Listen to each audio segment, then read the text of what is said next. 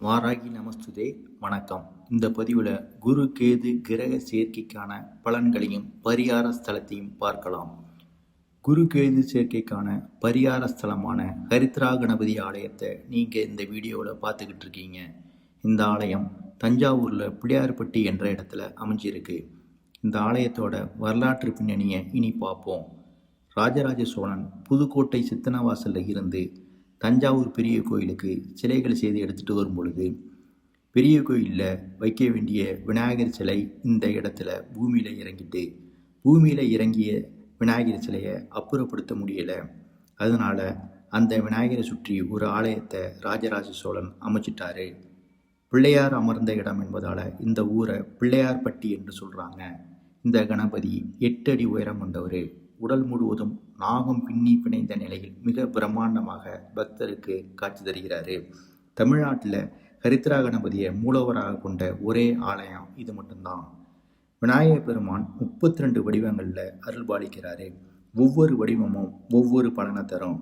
இதில் 21வது வடிவமாக ஹரித்ரா கணபதி விளங்குகிறாரு. ஹரித்ரா என்ற சொல்லுக்கு மஞ்சள் என்று பொருள். மஞ்சள் நிற உடல் அமைப்பை இவர் கொண்டு இருப்பதால் இவரை ஹரித்ரா கணபதி என்று சொல்கிறாங்க. ஹரித்ரா கணபதியை வழிபட்டால் என்ன பலன் கிடைக்கும் என்பதை இனி பார்ப்போம். குரு கேது சேர்க்கையால் ஏற்படும் தோஷம் விலகும். பொருளாதார வளம் பெருகும். பண சம்பந்தமான ஏதேனும் வழக்கு இருந்தால் அவை தீரும். குழந்தை பாக்கியம் கிடைக்கும். சுபகாரியங்கள் செய்யும் பொழுது ஏற்படும் தடைகள் நீங்கும். பகலாமுகி அம்மனின் அருளை பெற நினைப்பவங்க கட்டாயம் ஹரித்ரா கணபதியை வணங்கணும். பகலாமுகியும் ஹரித்ரா கணபதியும் தஞ்சாவூரில் தான் அருள்பாலிக்கிறாங்க. பகலாமுகி ஆலயத்தை பற்றி அடுத்த பதிவில் பார்ப்போம்.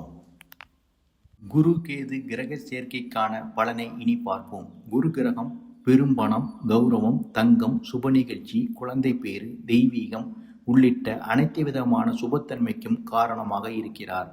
கேது கிரகம் ஞானம், ஆன்மீகம் போன்ற சுபத்தன்மை மட்டுமல்லாமல் கடன், வழக்கு, விரக்தி போன்ற அசுபத்தன்மைக்கும் காரணமாக இருக்கிறார்.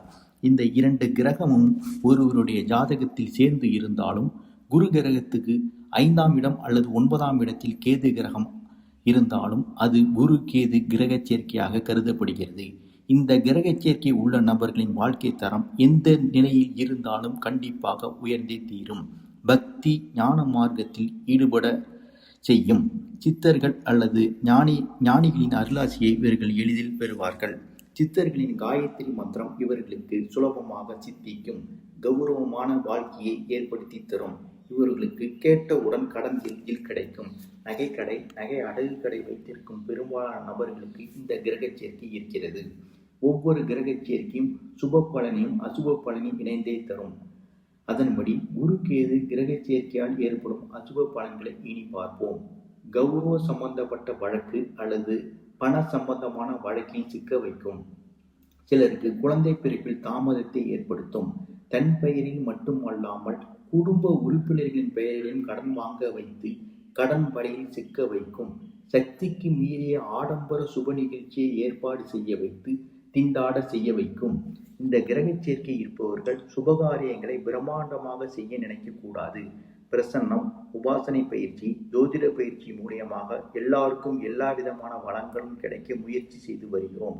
எந்த விதமான நியமங்கள் இன்றி சுலபமாக பலன் கூற உதவும் வெற்றிலை பிரசன்ன வகுப்பு ஜூலை மாதம் 12ஆம் தேதி நடைபெற உள்ளது. பங்கு பெற விரும்புபவர்கள் வாட்ஸ்அப்பில் விவரம் தெரிவிக்கவும். மீண்டும் அடுத்த பதிவில் சந்திக்கிறேன். நன்றி, வணக்கம்.